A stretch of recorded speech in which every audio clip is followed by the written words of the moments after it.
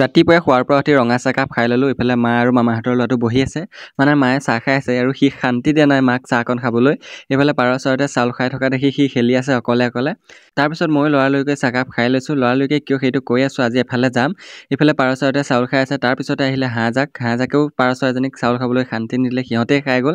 তাৰপিছত কৰিলোঁ মই অলপমান এক্সাৰচাইজ। তাৰ মাজতে আকৌ ওচৰৰ খুৰী এজনীয়ে পইচা দি থৈ গ'ল, মই লৈ আহিলোঁ। মানে আমাক দিবলৈ আছিলে হেনো। বাৰু বাদ দিয়ক সেইবিলাক কথা, এতিয়া এক্সাৰচাইজ কৰোঁ। এক্সাৰচাইজ মই আগৰ পৰাই কৰোঁ, কিন্তু ৰেগুলাৰ কৰা মই আজিৰ পৰা প্ৰায় 15 দিনমান হৈছে। তাৰপিছত আহিলোঁ এতিয়া মই পথাৰলৈ কিন্তু মই এনেই অহা নাই দেই, ছাগলী এৰাল দিবলৈ।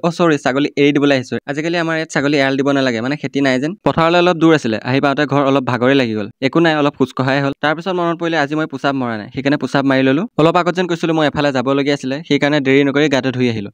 গাটো ধুই এনেকুৱা লাগিছে যেন মই আকৌ পুনৰ জন্মহে পাইছোঁ।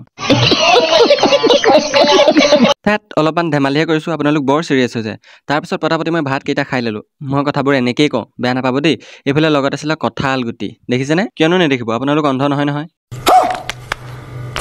আৰু অলপ আগত যেন কৈছিলোঁ মই ক'ত যাম কৈ আছোঁ বুলি, মই যাব ওলাইছোঁ কলেজ। আৰু এইফালে মোৰ বসন্তীখন লৈ লৈছোঁ। এতিয়া আহি পালোহি মই লোহিত ঘাট। ইয়াত ইমান ধুনীয়া বতাহ মাৰি আছে, কি ক'ব আৰু, ইয়াতে থাকিবলৈ মন গৈছে।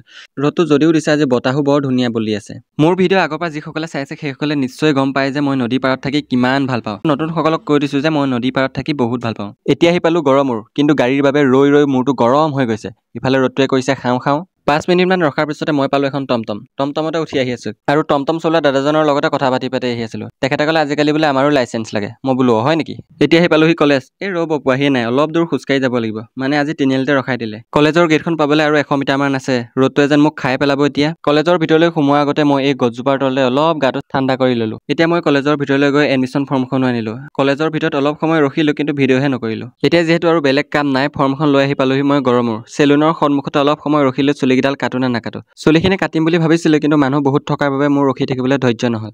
সেয়েহে এতিয়া চিধা মই ঘৰলৈ বুলি আহিলোঁ। চিধাই কিন্তু মই ঘৰলৈ নাহিলোঁ। এইফালে হিৰেন্দাৰ দোকানত সোমাই ক'লোঁ বোলে মোক একদম ঠাণ্ডা ষ্টিং এটা দিয়ক। তেখেতে ষ্টিংটো দিলে, কিন্তু ইমান ঠাণ্ডা নহ'ল। উপায় নাই, এনেকৈ লৈ ঘটকৈ খাই দিলোঁ। অকল ষ্টিঙে খোৱা নাছিলোঁ, চিপছো খাইছোঁ, দেখুৱাই দিছোঁ। এতিয়া পেডেল মাৰি আহি পালোহি মই ঘৰ পাই মোৰ ইমান ভাগৰ লাগিছে, কি ক'ম আৰু, নিশ্চয় বুজিছেই চাগে। এতিয়া মই হাত মুখ ধুই ল'লোঁ। হাত মুখ ধুই মোৰ শান্তি লগা নাই। এনেকুৱা লাগিছে যেন গৈ এতিয়া মই ফ্ৰিজৰ ভিতৰতে সোমাই থাকিম। আৰু এইফালে জেঠাইক ভাগিনীয়েকে চুপতি মাৰি আছে। ভিডিঅ'বোৰ চাই কেনেকুৱা লাগে ক'ব দেই। আজিৰ ভিডিঅ'ত আছিল এনেকুৱা।